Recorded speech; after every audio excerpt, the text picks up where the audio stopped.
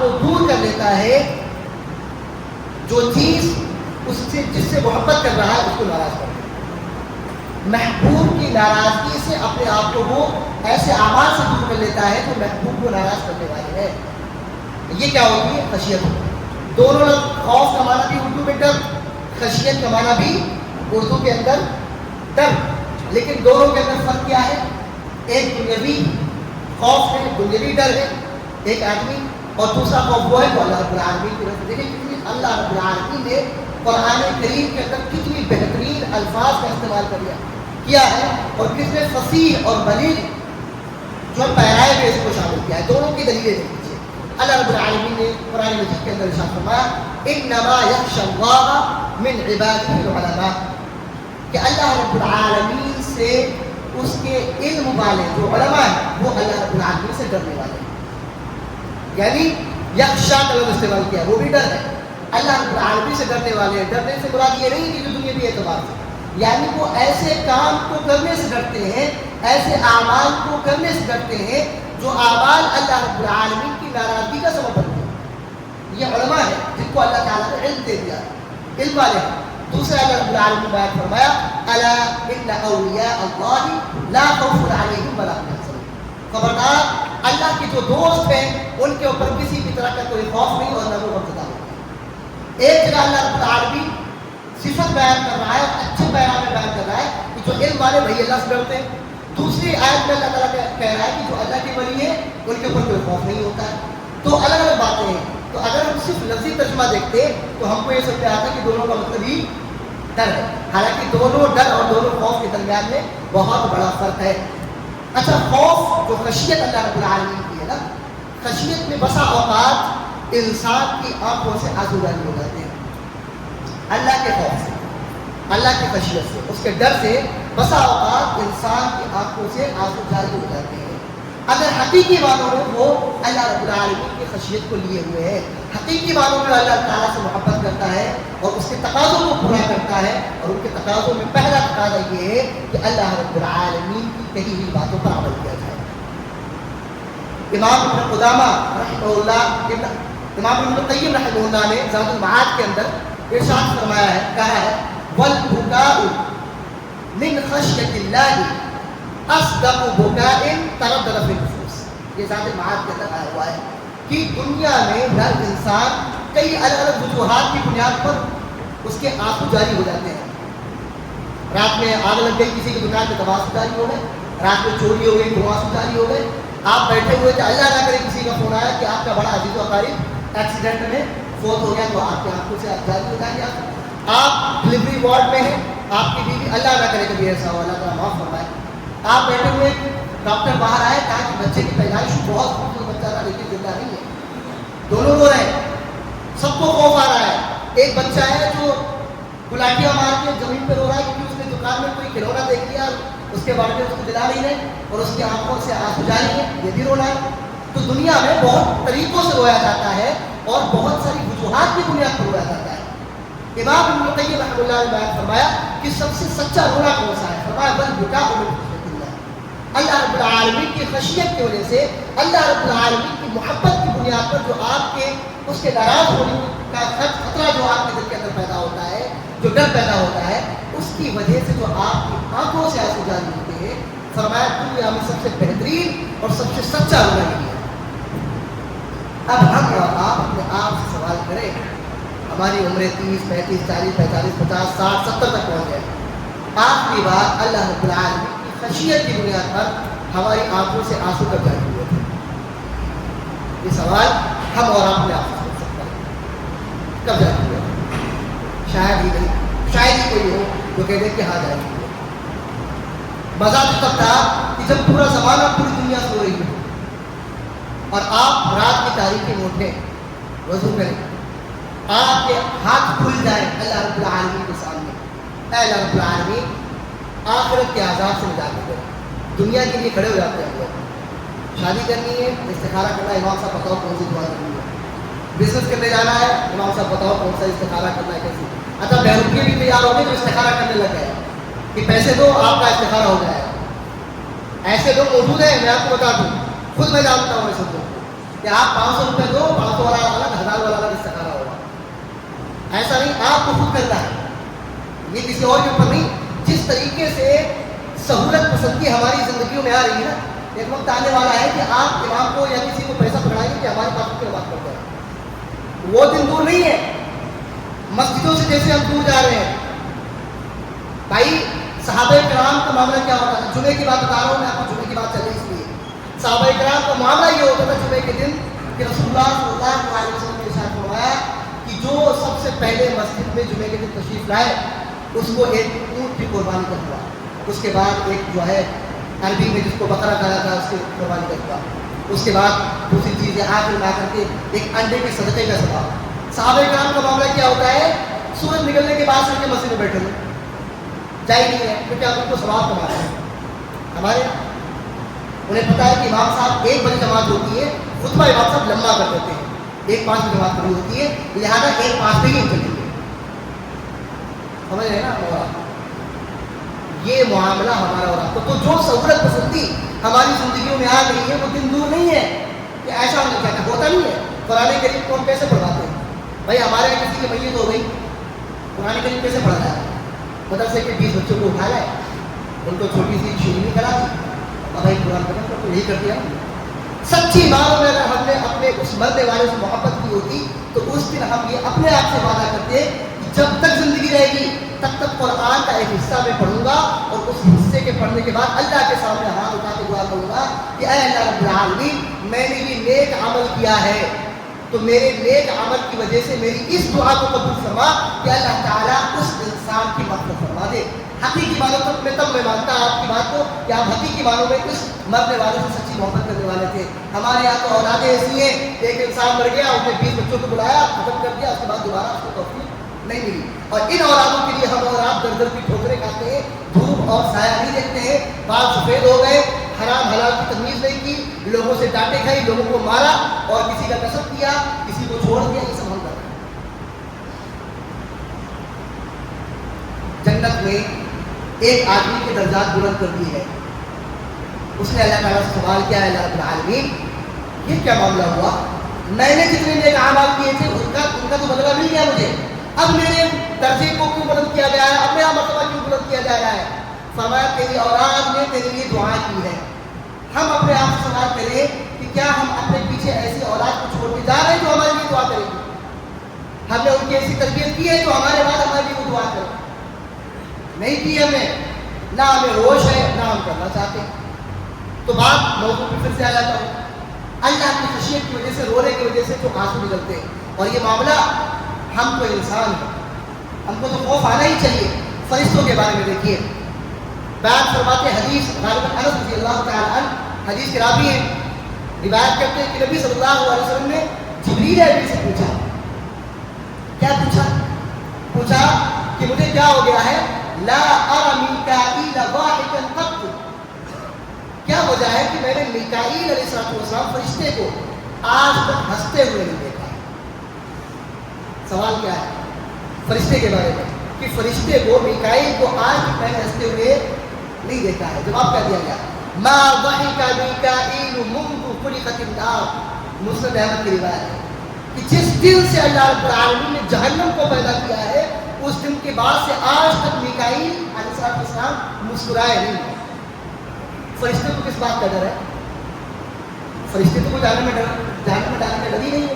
یہ وہ مخلوق ہے اللہ تعالیٰ نے جس کو محض اپنی عبادت کے لیے پیدا کیا، جس میں کسی بھی طرح کی کوئی غلطی نہیں کر سکتے ہو، پھر بھی وہ ڈر نہیں. کیوں؟ میں نے تعریف کی تھی، اللہ کی خشیت، کسی کی ذات کی عظمت اور اس کی محبت کی بنیاد پر کہیں وہ محبوب ناراض نہ ہو جائے، آپ کے دل کے اندر جو خوف پیدا ہو اور اس خوف کی وجہ سے آپ کی آنکھوں سے آنسو جاری ہو جائے، اس کی خشیت آئے.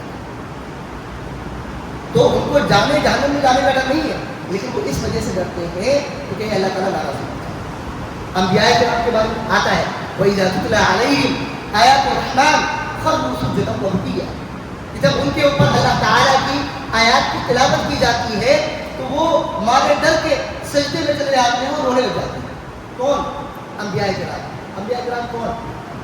پوری دنیا میں اللہ تعالیٰ نے انسانوں میں سے جن انسانوں کو، جن ہستیوں کو اپنے پیغام کو انسانوں تک پہنچانے کے لیے چنا ہے ان کو انبیاء کہا جاتا ہے. ہمارے چناؤ میں غلطیاں ہوتی ہیں. لڑکی دیکھی بڑی اچھی لگ رہی تھی، لے کے آئے، بعد میں لڑائی ہو گئی. اچھا لڑکی والوں نے لڑکے کو دیکھا بڑا شریف، 5 وقت کی نماز، بعد میں پتہ چلا کہ وہ شرابی کبابی گھومتا رہتا ہے، کچھ حکم نہیں ادا کر رہا. ہمارے چناؤ میں غلطیاں ہیں. اللہ کے چناؤ میں اللہ تعالیٰ نے کن کو چنا ان کو جن کو انبیاء کہا جاتا ہے. ان کے بارے میں کیا آتا ہے؟ یہ وہ لوگ ہیں کہ جب ان کے اوپر قرآن کریم کی آیات کی تلاوت کی جاتی ہے تو ان کی آنکھوں سے آنسو جاری ہو جاتے ہیں. اولیاء کے بارے میں کیا کہا گیا؟ اللہ کے جو دوست ہیں ان کے بارے میں کیا؟ وَيَخِرُّونَ لِلْأَذْقَانِ يَبْكُونَ وَيَزِيدُهُمْ خُشُوعًا. کہ وہ لوگ ہیں جو اللہ رب العالمین کے خوف کی وجہ سے روتے روتے اپنی ڈھوڑیوں کے بل گر جاتے ہیں، اور قرآن کریم ان کی عاجزی کے اندر اور اضافہ کر دیتا ہے. ہم اور آپ دیکھیں کہ ہم اور آپ آخری بات کر رہے ہیں.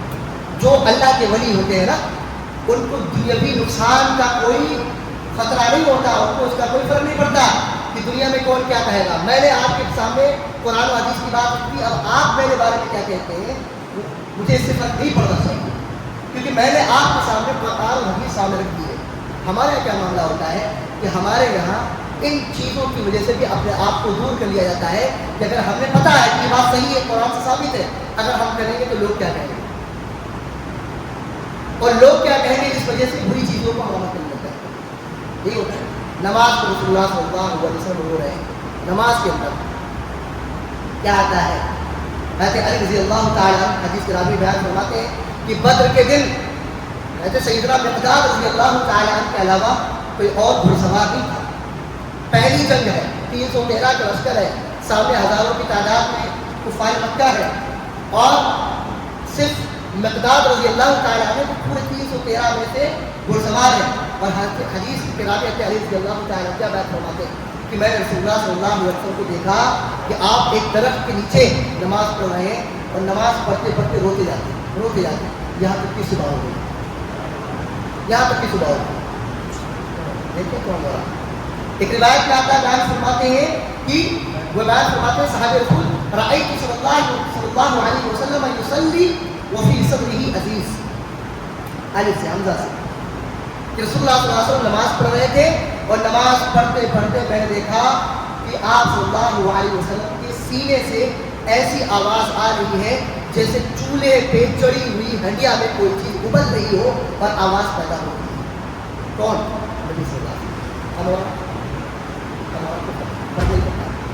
وہ آنکھ اللہ تعالیٰ کو سب سے زیادہ پسند، اور اس آنکھ کے قطرے اللہ تعالیٰ کو سب سے زیادہ پسند ہے جو اللہ کی خشیت کی وجہ سے گر جائیں، رونے لگ جائیں.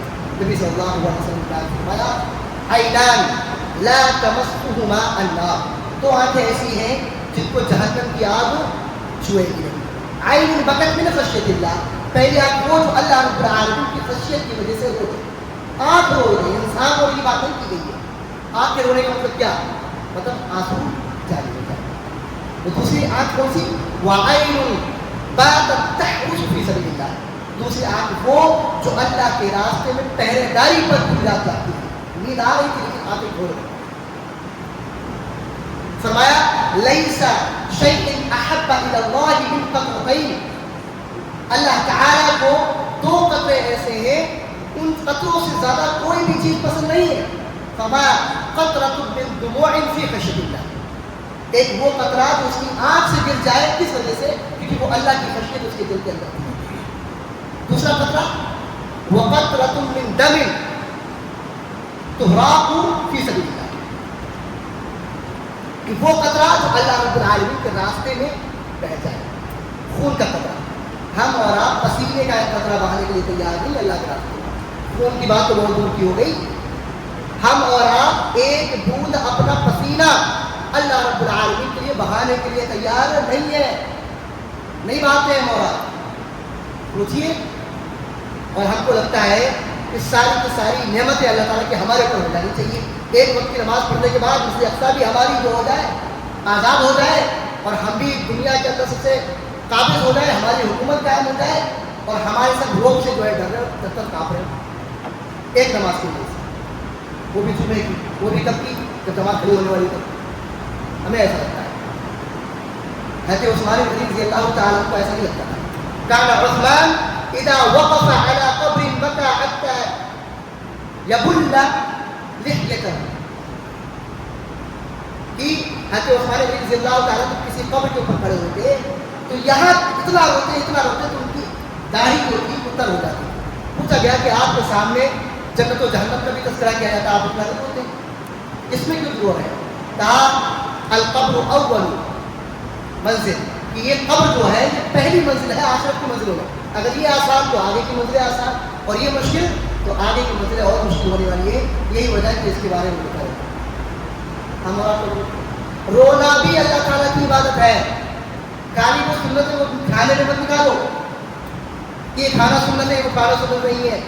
خالی کھانے میں سنتیں ہمیں یاد آتی ہیں، ان چیزوں میں نہیں یاد آتا ہے. ہمارے آنکھ ہے نا جو ہماری، وہ اس صحرا کی طرح ہو گئی جس میں پانی نہیں ہوتا ہے، خشک ہو گئی. ہماری آنکھوں کو رونا نہیں آتا ہے، رونا چاہیے. اللہ کی قسم آپ رات میں اٹھے کبھی اور آپ اللہ رب العالمین سے کے سامنے رو کے دیکھیں، جو دل کے اندر آپ کے اندر جو سکون جو ٹھنڈک پیدا ہوگی دنیا کی کسی چیز میں پیدا نہیں ہو سکتی ہے. اب کر کے دیکھیے، اللہ کے سامنے ہاتھ پھیلائیے اور اللہ تعالیٰ کو کہتا ہے، ہر بات آسمانی دنیا پر اللہ تعالیٰ آتا کہتا ہے کون ہے جو اپنی مرادیں مجھ سے مانگے میں اس کی مراد کو پورا کروں. کون ہے جو اپنی حاجت میرے سامنے رکھے تو میں اس کی حاجت کو پورا کر دوں، میں ہاتھ کھڑا ہوں. ہم اور آپ ہوتے رہتے ہیں. جو اللہ کے ولی ہوتے ہیں دنیا والوں کو نیند کا مزہ ہوتا ہے، اور جو اللہ کے حقیقی والوں جن کی خشیت ان کے دلوں کے اندر ہوتی ہے نا، ان کی فکر جہنم کی سزا کے لیے ہوتی ہے کہ کہیں اللہ تعالیٰ سزا نہ دے. دنیا کو نیند کا مزہ ہے اور اللہ کے ولیوں کے سامنے جہنم کے عذاب کی سزا ہے. اسی وجہ سے ان کے آنسو جو ہے نا جاری ہوتے ہیں، روتے ہیں. ہم اور آپ نرم ہوتا ہے ہمارا دل جب ہم روتے ہیں. پتہ ہے آپ کو، جب ہم روئیں گے تو ہمارا دل اور نرم ہو جاتا ہے. آپ کو لگے کہ آپ کے اندر کبر آ گیا ہے، آپ زمین پر ان لوگوں کے ساتھ میں کھانا کھائیے جن کے پاس پلیٹ نہیں ہوتی ہے. اخبار چھا کے اسی پہ چاول کھا رہے ہوتے ہیں اور چاول اتنا سوکھا ہوتا ہے کہ اگر ہم کھائیں تو پانی کے بغیر وہ نوالا بھی نیچے اترے گا. بیٹھ کے کھائیں ان کے ساتھ میں، ہم اور آپ کو اپنی حیثیت کا اندازہ ہو جائے گا. تو انشاءاللہ مجھے امید ہے کہ ہم اور آپ ان چیزوں کی طرف بھی دھیان دیں گے. اللہ تعالیٰ سے دعا ہے کہ اللہ تعالیٰ ہمارے دلوں کے اندر خشیت پیدا فرمائے. سبحان ربک رب العزت عما یصفون وسلام علی المرسلین والحمد للہ رب العالمین. ایک چیز جو کم سے کم میں 15-20 مرتبہ کہہ چکا ہوں، پھر سے کہہ دیتا ہوں. جو لوگ پہلے آتے ہیں ان کو پہلی صفوں کو مکمل کرنا چاہیے. نبی صلی اللہ علیہ وسلم نے ارشاد فرمایا کہ اگر تم کو پہلی صف کا ثواب معلوم ہو جائے تو تم آپس میں مقابلہ کرو گے، قرآن تاجی ڈالو گے، پرچیاں ڈالو گے کہ پہلے کس کا نمبر آ جائے. لیکن ہم آپ کو اندازہ نہیں کہ پہلے بھاگنا بھی ہے، لہٰذا پہلے کھمبے کے پاس بیٹھ گیا. لہٰذا ان چیزوں سے بچے. بعد میں آنے والوں کو گناہ گار کرتے ہیں ہم، جو چیرتے پھاڑتے ہوئے آ رہا ہے تیرتے ہوئے انسانوں کے سمندر میں. تو لہٰذا ہم پہلے اپنی اگلی صفوں کو مکمل کیا کریں. مجھے امید ہے انشاءاللہ ان چیزوں پر عمل کریں. السلام علیکم.